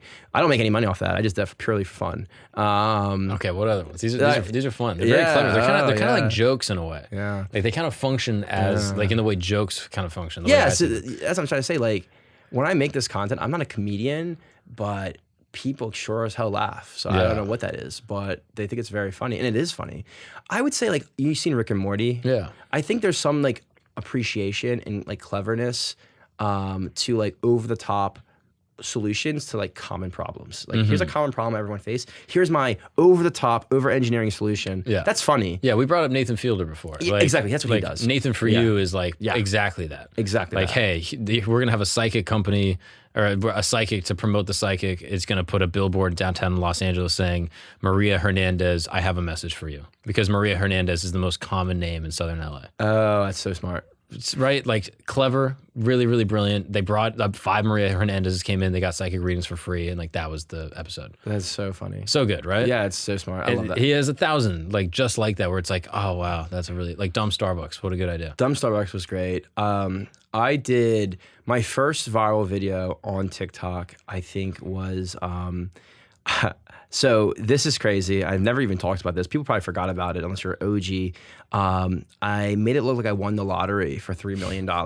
And essentially I made a fake news website and I ran an article of me holding like a lottery check that I won the lottery for $3 million.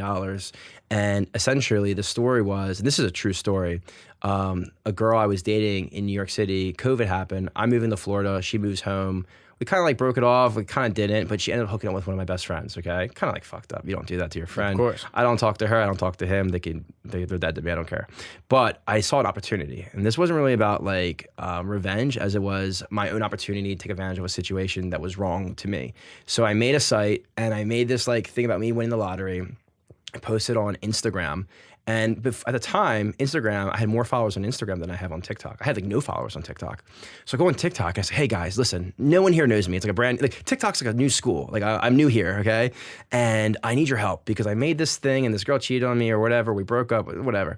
And I need you guys to go to this post on my Instagram and comment something legitimate, like make it seem real about me winning the lottery. And this thing blew up. And they're like, kids were commenting, oh my God, Ethan, I just saw you on TV. Thank you so much for the loan. My family's so happy. And I'm like, you got it, brother. Like people were just eating this thing up. And my ex-girlfriend reached out to me. She goes, oh my God, you won the lottery. Like I was so wrong for the things I did. And I shouldn't have, oh my God. And I forget exactly. I don't think I responded or something, but then I made a YouTube video and I exposed the whole thing about how I did everything, and it's very interesting. It got like 100,000 views for like a no account, no follower YouTube account. That's pretty good, And that was like my first super viral video, how I fake won the lottery. She really apologized.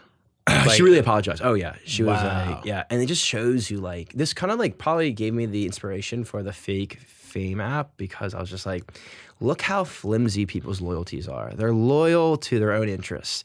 And if you can just align with those interests, you can manipulate the world. And that's something that I've, almost in a small sense, have used in my own life, is that when it comes to looking at other people, everyone has egos, everyone has insecurities. And if you can just understand their egos and insecurities, you can really get whatever you want. And I'm not saying use that for nefarious reasons, but I'm saying that it's a lot of power to have. Just like how I understand how corporations work, I know how, I've been in many scenarios where I had to ultimately play the game that they're playing, but be better at them at it. And that's how you win. So, moral of the story is simple. Know your enemy when you see one, and know that most people are pretty similar overall. They have the same thoughts that you have, egos, insecurities, etc. And you can probably get away with anything. Yeah, if this thing would fool me, it would probably fool a lot of people. Like that kind of mentality, like yeah, you could fool a lot of people, but it's like I think that sometimes people who have certain positions or certain titles get a pass for being more confident or more strong, or they wouldn't do this. But actually, people in all different positions have the same fears that you have, the same insecurities that you have. They may have more confidence in a seemingly sense because they're more conditioned to be in certain social circles that you're not in or whatever. But in reality, you put them in a social circle that you're more comfortable with among your friends, someone who's like an executive or whatever, they're going to crumble with insecurity about not fitting in, just how you might crumble in their circles, right? This is it. It's just practice, right? what would be the ideal goal in like 4 years, 5 years? Right now I'm working on a documentary. It's not really like something that's been, I mean, who knows? But there's a documentary I'm working on right now that I think is going to be really eye-opening. It's like formal media. It's like hopefully get picked up by networks. Probably won't come out for like another 2 years if it does come out, if it even happens. It's super early stage right now. Where do I see myself in, what you said, 5, 10 years? Yeah.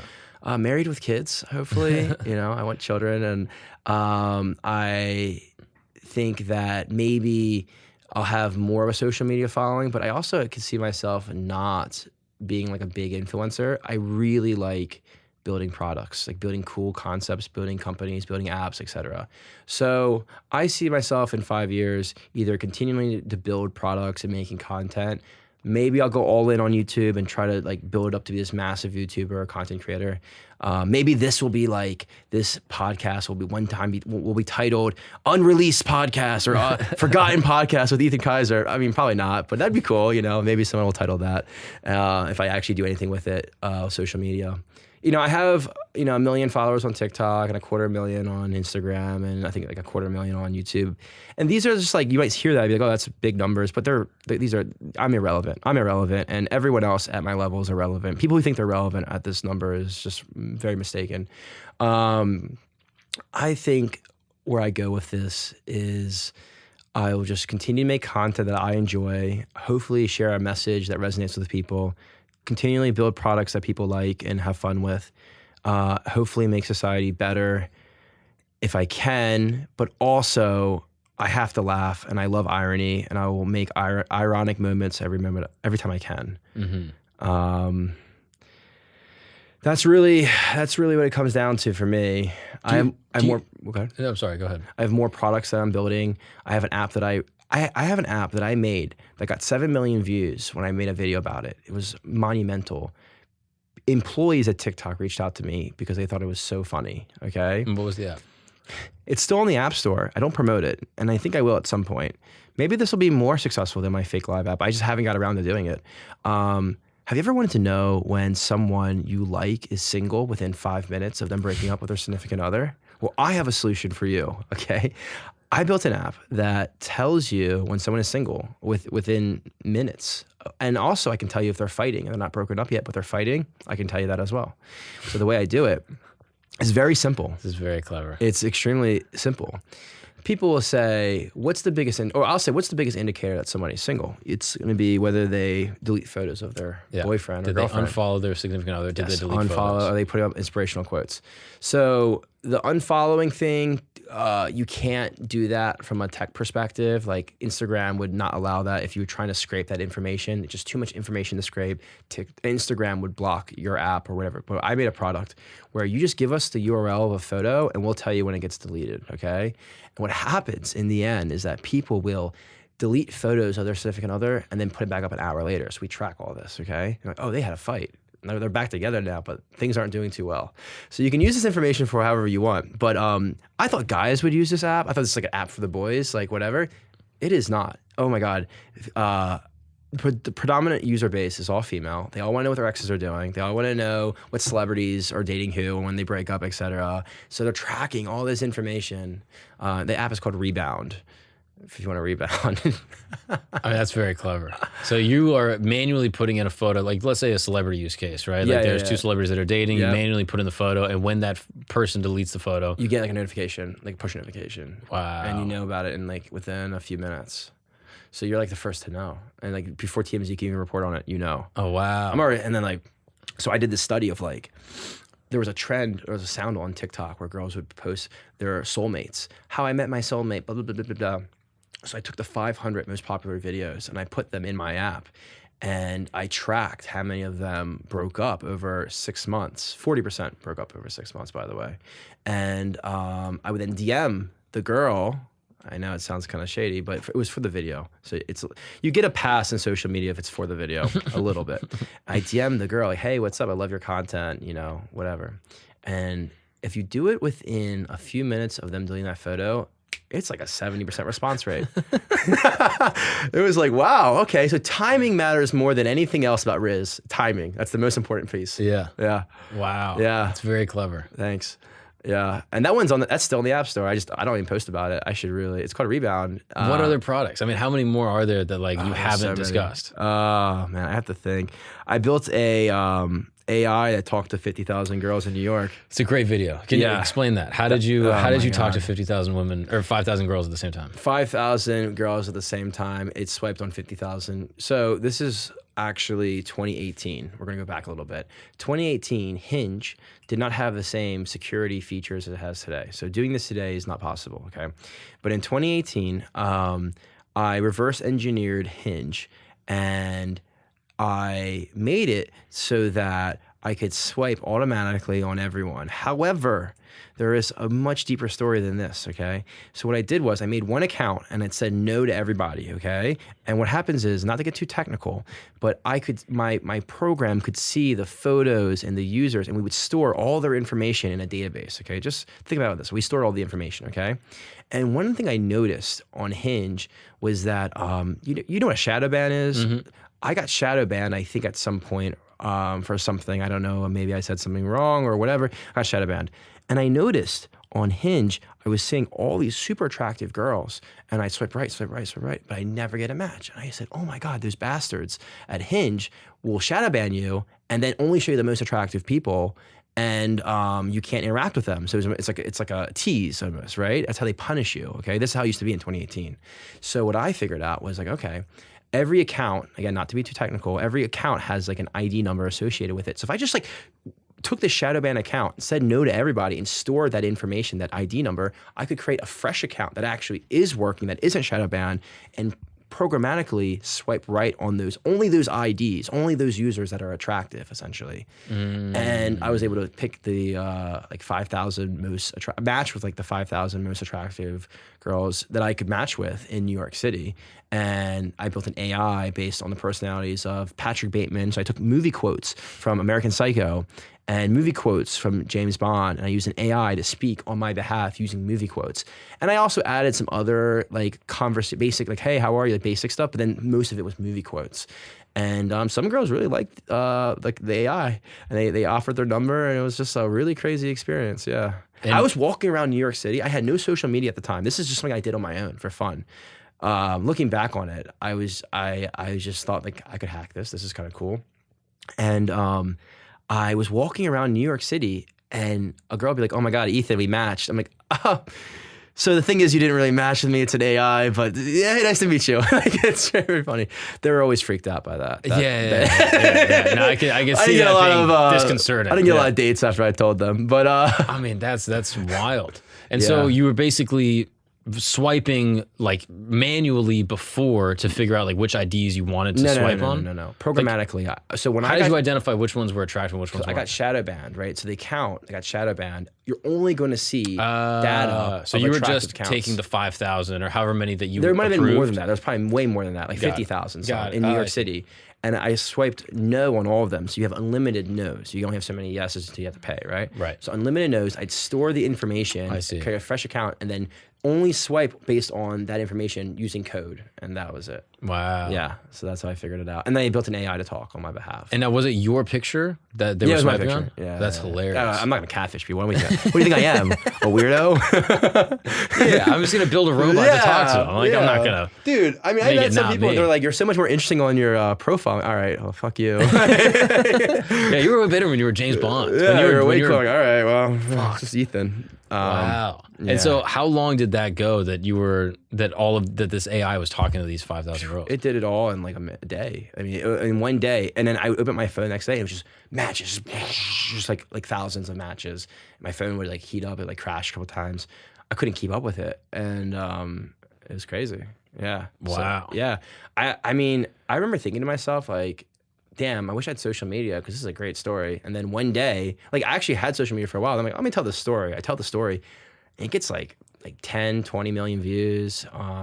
It's just like a very cool, like it was just a really cool thing. People think I told the story like I did it recently, but I actually did it in 2018. Right. Yeah. Because you can't do it now. It's impossible.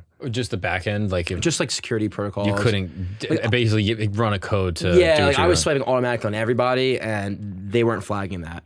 Also, Hinge is now owned by the same people that own Tinder, which is Match Group, and they have all types of like, security. They have years of experience in online dating. But before, when Hinge was its own startup, like startups, they don't have a lot of security. It was wide open. Yeah, it was wide open. Is there anything that you haven't hacked that you're like, oh, I would love to like crack this, or like that you think about? You're like, oh, if I could just figure this thing out. Nothing like. I mean, I'm trying to. That's a good question. I don't like think about exploiting people or anything like that for personal gain. Right. I do things for the laughs, but never at someone's expense. And you could argue that like I wasted people's times, but that's a small price to pay. They matched with someone that wasn't real. All right, all right, that's not like the worst thing that could happen, right? But is there like a thing where you're like, oh, like sporting events? Like if I could hack my way into the Super Bowl, if I could hack my way into X thing. I think that's like a good video and people have definitely done it, but I don't find it to be like too interesting or unique. I have to think more about it, but yeah, usually everything I want to hack, I can just do it. I figure it out some way. There was one I did that was really bad. This one I kind of regret. This one's really bad. Okay, it's my friend too. We're not friends anymore, unfortunately. Because of this? This is I didn't really like him that much. He wasn't really he was like a roommate, and we weren't really that close. And it's whatever. He wants to. I don't know. We're cool, I guess, but I don't know. I wouldn't say hi to him if I saw him. So he. This guy, it's not his fault. He was like, I might be 27 at the time, 28. So I'm 32 now. I consider that young. I get away with things. He got banned from Hinge, actually. Okay, he was banned, and I'm not surprised. He kind of is a schmuck sometimes and mean to girls or whatever. And he got banned, and he asked me, he's like, Ethan, do you know anybody that can get me unbanned? Now I see an opportunity here. I go, yes, I do. Now I don't know anybody at Hinge, but I said to him, yes, I do.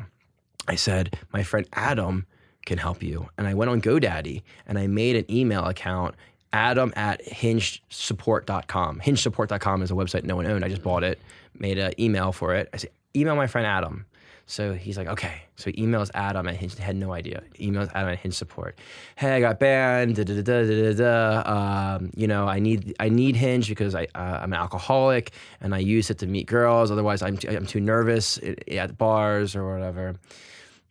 So I responded as Adam. You're really cute. I said, hey, can you send me a photo of you so I can look you up? And he sent me a photo. I go, oh, you're really cute. Do you only date women? So he texted me. He's like, dude, is this guy gay? I'm like, I don't know. Maybe he's bi. Like, he's cool though. Like, just like go with it. So he responds, I go both ways. Like, he's trying to get his account back. So he's like, I go both ways. Like, thank you for da da da da.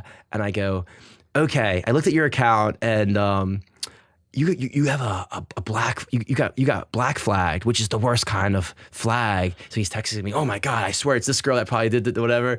And so I email him as Adam. I go, I talked to my manager and we can get your account back. You just have to take this women empowerment course online. It's like a 5-hour course, okay? So he takes the 5-hour course. You made the course? No, I didn't make the course. I just found a course online, like on Coursera about women empowerment or something. So I make him take the 5-hour course on women empowerment. And at the end of the course, you get a certificate. And I said, okay, we need a photo of you holding the certificate. So he sends a photo of the certificate. I'm like, no, you need to be holding it. So he sent a picture of him holding the certificate. I'll show you if you want to see it. And I just framed it. I just framed it in my apartment.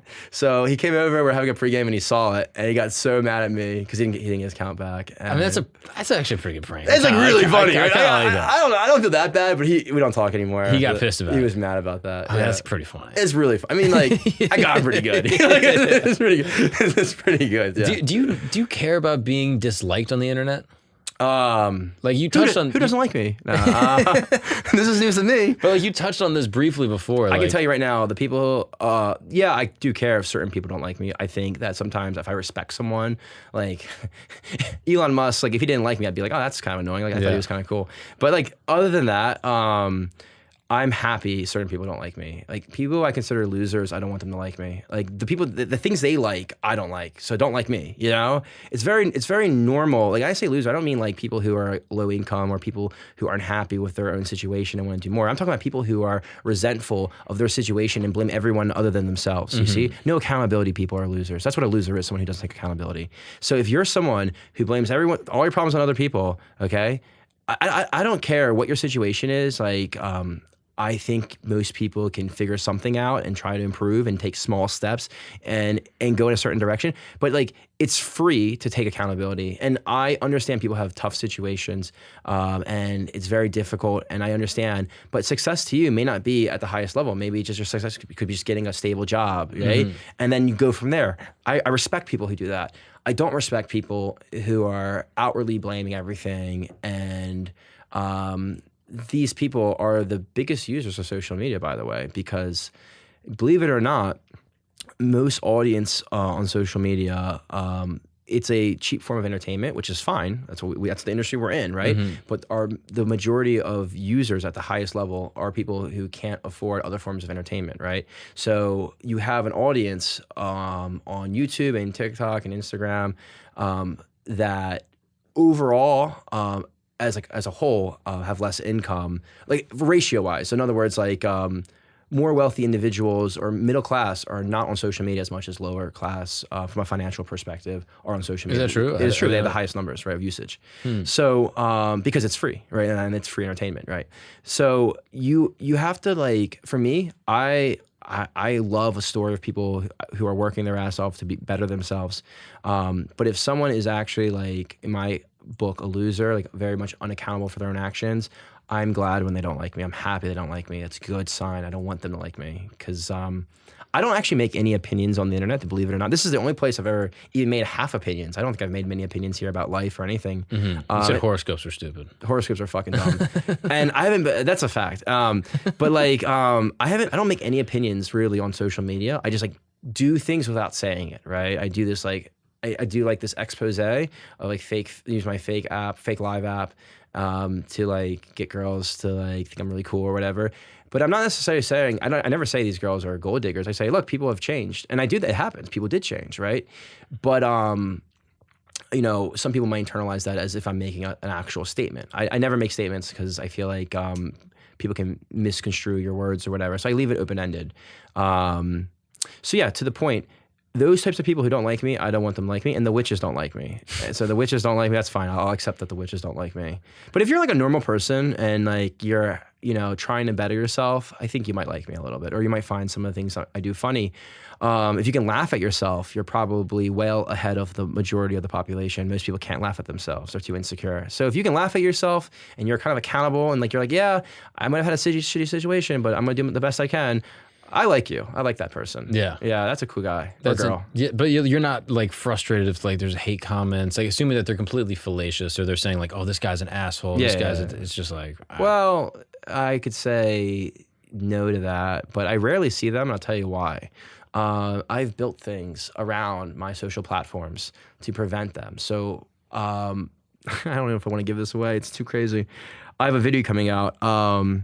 If you put a hate comment on my YouTube channel, I will respond to your hate comment asking you a question, okay? And then you'll respond, I don't like it, and I'm like, well, I don't think but why do you think this? And it always ends on a question. It's all AI generated. You're talking to a robot, and they'll have long conversations arguing with me. You're a fucking idiot arguing with an AI, and I'm just wasting your time. I never even see it. It's on YouTube right now. If you comment on my videos on YouTube, you'll get this thing. If you make something nasty, right? And you go down the rabbit hole arguing with me, but I never see the comment. So at the end, I'm just like, and then at the end, the AI will say something like, you've been talking to an AI this whole time. And they just disappear because, you're so stupid for that. Wow. Yeah. I'm sorry, go ahead. I just think the future when it comes to AI and creators, I think haters will disappear. I think it's going to disappear, like troll comments where it's disingenuous. If you have a critique of someone, I think it's very acceptable. But just saying mean things just to say it, I think as AI improves, that won't fly. Because AI will be able to sort of cull or censor those things? Yeah, but then there's the fear of like, what if I make a valid opinion, but it's socially now no longer accepted, therefore AI will pull that valid opinion. That's like the slippery slope. I mean, there's a whole free speech thing, yada, yada, yada. It's not really free speech because it's a private company, but I hear what you're saying, yeah. Yeah, I guess, it's malleable. It's like, who's to say? Yeah, who's to say? And then you just have like a few people making these decisions, but... it's crazy. I was like on TikTok the other day and I type in well to one of my friends who got on TikTok. They finally joined and that was flagged right away. Yeah, apparently you can't say well. And I looked into it a little bit and apparently there was like a segment of time where people were saying well to like other people to like imply something. So that phrase, from what I've seen on the external looking in as a user of TikTok, is... I guess banned, but then like there's weird things with that, dude. This guy actually we had on Flagrant, a friend of mine who's an amazing comedian, this guy Lil Duval, had this thing where he pointed out that so on Instagram he had a comment removed because a friend of his posted something, and Duval is a black dude, and he goes, "Man, you so stupid." Yeah. And Instagram said, "That's a hate comment." Dude, it's so annoying. And Duval is like, black people, when we say someone's being funny or we compliment someone, we'll say, "Man, you stupid." Yeah. That is like that is a part of like black vocabulary. Yeah. And it is a lack of diversity within the programming departments of these censorship teams that they don't understand the cultural nuance behind what they're trying to say. But then you would have to know that the user's black. You'd have to know the other person's black. Therefore, this is acceptable. So you'd have to have certain. I mean, it's just a really hard problem. But also, white people could say that. It's you just have to understand like that. There's, I guess, intonation and like context around what someone's saying. I recognize it's a difficult problem. I'm not over here saying it's simple, but I do think having representation within certain departments to suggest like, oh, these things are not actually hateful. Like there's a cultural component to suggest that they're actually positive. Like you saying well was not hateful. No. It was used in the actual context it was supposed to be used in. For sure. And for whatever reason the platform found it to be censorship worthy. On Instagram I had someone say something about like mean or something. It's kind of mean to me. And I responded, "You're literally a dog," but it actually was, the profile photo was just a dog. It was a private account with a dog as a profile photo. I was like, "You're literally a dog. What would you know?" And that got flagged for being hateful. It was a joke. Yeah. No, it wasn't a joke. No, it was a dog. I mean, I was being honest. And I appealed it, and they rejected it. Like, what the heck? Yeah, the censorship thing is very tricky. I also recognize like these platforms are countries basically, and you're making legislation for like the whole world. So it's like I recognize there's problems with it. This is a very difficult problem to solve. Moderation. I have a lot of insight into this. I just don't think I can share, but it's just a difficult problem. So it's not easy. But I think the platforms overall will get it right. As we go further, I don't think it'll get worse. I think it'll only get. This is the worst it'll ever be. I think it'll get better. That makes me feel better. Because like it's a terrible experience when it doesn't work correctly, and these companies are optimized for always improving the experience of the users. So over the next few years, we won't even be having this discussion. There will be discussions on like whether or not political views can be seen as unacceptable. And that's something that will continue on. But as far as like these types of scenarios, like you so stupid, whatever, that'll be solved in the next few years. Interesting. Sure. Yeah, using AI probably. Yeah, I'm positive. Absolutely. That makes a lot of sense. Yeah. Have you always been good at solving problems? Who said I'm good at solving problems? Yeah. I was like a slow kid growing up. Like I was not a very fast reader. You can probably read faster than me and comprehend faster than me. You can probably like learn faster than me, new concepts, etc. I was in all basic slow classes growing up in high school, and everyone thought I was dumb. I just happened by chance. You know, people have different hobbies. Some people want to be artists. Some people want to be dancers, and they're really smart and they do good grades, and then they go to school to become a dancer, and they don't make any money because there's no market for that, right? Or there's a very small market for that. Whereas I picked a category that has a massive amount of investment going in, which is technology, and I was just mediocre for the most of my life, right? But what happened is, the one thing that I have, my superpower, is that I have persistence like no one else, right? I go to bed, I wake up, and I feel fresh every day. And I know a lot of people have different things they deal with, and people talk about anxiety and depression. I think it's all very real, and I sympathize, but I don't know what that's like, because I'm so fortunate that I wake up every day really happy. And it makes it really easy for me to work really hard every day, even if I'm like learning at 50% of what an average person can learn. I can do it much longer, and I can do it every day. And maybe I'm just so dumb that I can stay on things, and eventually they work out, Like eventually, you kind of have to be kind of dumb to be a successful entrepreneur, because you have to like almost believe in something that's intangible, be naive enough to actually try to build it. And then actually after society says, no, this is wrong, and you lose money, you're like, no, I think I can figure it out. And then you figure it out. Right. And it's like, wow, this guy's a genius. No, he's actually kind of an idiot to think that Airbnb, sleeping in someone's couch, is a thing. Oh, actually, it turns out some of the best companies sound stupid when you first, like the best companies that are billion-dollar companies usually sound stupid for the culture and the time of when it was invented or started, right? Airbnb is a perfect example. eBay, perfect example. Online dating, perfect example. All sounded horrendous and stupid, but then you kind of peel back the layers, and in the end, the same human motives exist, and the same human motives are what make these companies successful. Trust is a human motive in order saving resources, saving money, human motives. So the fundamentals are all the same, and the only exchange was trust. And the average person is like a bit more trustworthy if there's some sort of verification. Yeah, Airbnb, the whole story. So the problems where society says, no, this is a crazy idea, if you peel it back, sometimes you can find that actually these are green pastures to unlock something greater. Maybe for me, my green pasture was the fake live streaming app, where I thought, how funny would it be to like joke around. People said to me, Ethan, that's weird. You shouldn't be making that up. That's so, I had a girlfriend. That's weird, Ethan. Why are you doing that? You're so weird. I get her position. She's like, you're going to be talking to these hot chicks all the time? Like, yeah. That's so She's the only weird. person that had a point. I think she might have a point. Yeah, sure. And I said, yeah, but it's funny. It's for my social media. You're doing what? And this is like 2020. Social media has been out for a while, but like the whole UGC thing and like user generated content wasn't as popular. They're like, you're going to be making, that's weird. Like you're weird for that. And I'm like, okay, whatever. And I didn't let her stop me. We ended up breaking up, but she totally eats all her words and takes it all back now. We're friends, but she's like, oh, I'm so sorry, I shouldn't have said that. I'm like, it's okay. Like, you're just wrong. And you have to be dumb enough and naive enough to think you're right. And so I'm just like, what is that? Is that ego? Or is that just being naive? Or the both? I don't know. But yeah, you need a combination of all that to do anything in this world original. But I feel like someone could present you with like a handful of problems, like specifically around like tech, and be like, hey, like, I mean, even hacking to a degree, like, and I feel like you could kind of figure it out. Yeah, I could figure it out, but this is practice, man. This is like, I'm not some genius that I like, maybe I kind of portray myself to be, because for the character that I'm building of who I am, like this Rick and Morty type character where I'm like funny, but I'm also doing like crazy things and building crazy stuff. But in the end, all this problem solving, all this like intuition comes from practice. Like you can learn to be smarter. It's, believe it or not, this idea that you're born a certain way and you're smart and that's it is untrue. You just have to be like willing to problem solve. And for me, it was just like, I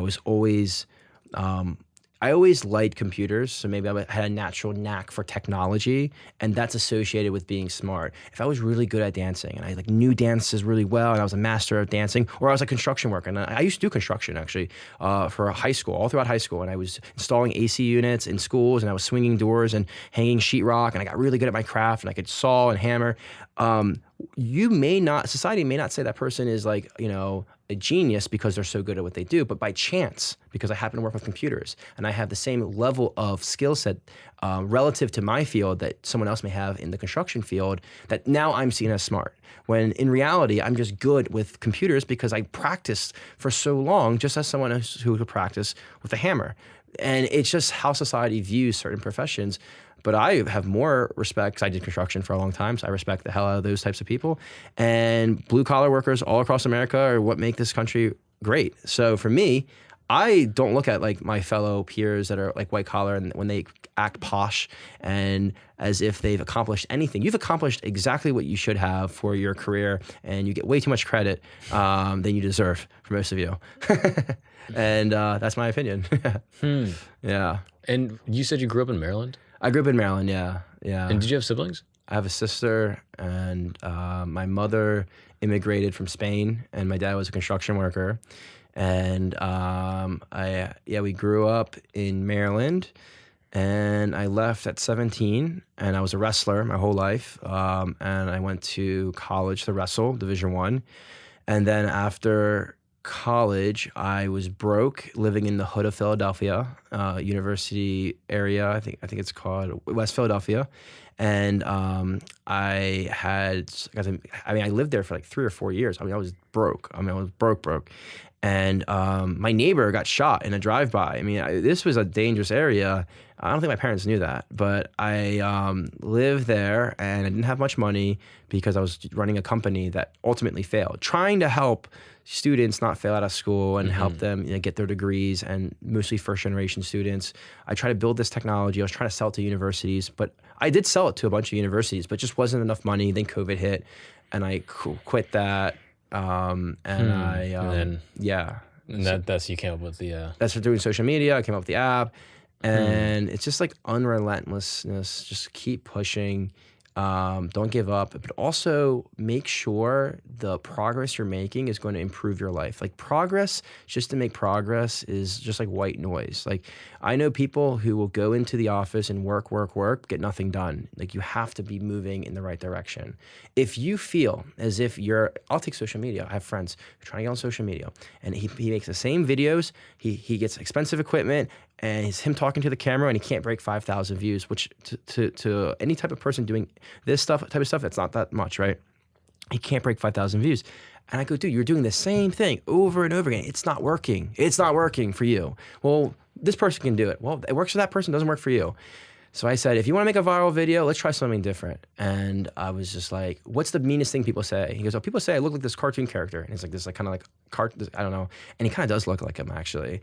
And I'm like, okay, we're going to go on the street, and we're going to go up to people and say, hey, does he look like this cartoon character? That's funny. And they're going to say, yeah. And he's going to look like silly, but you're going to be humbled, and it's going to be funny. And I bet you it goes viral. And I bet it will go viral. So if you're doing the same shit and it's not working, mix it up. That's the moral of the story. And then put hard work into when you find something that's working. Yeah. So for me, it was like technology was cool. I did construction for a bit. I got into tech. I was really bad at tech, but I figured I could make some good money doing it. And then I just kept going. Then I started building apps. Then I started doing social media. But I tried a dozen other things, and that didn't work. So you just got to find out what works for you and then go all in. Ethan Kaiser. Thank you so much, brother. I really appreciate this, man.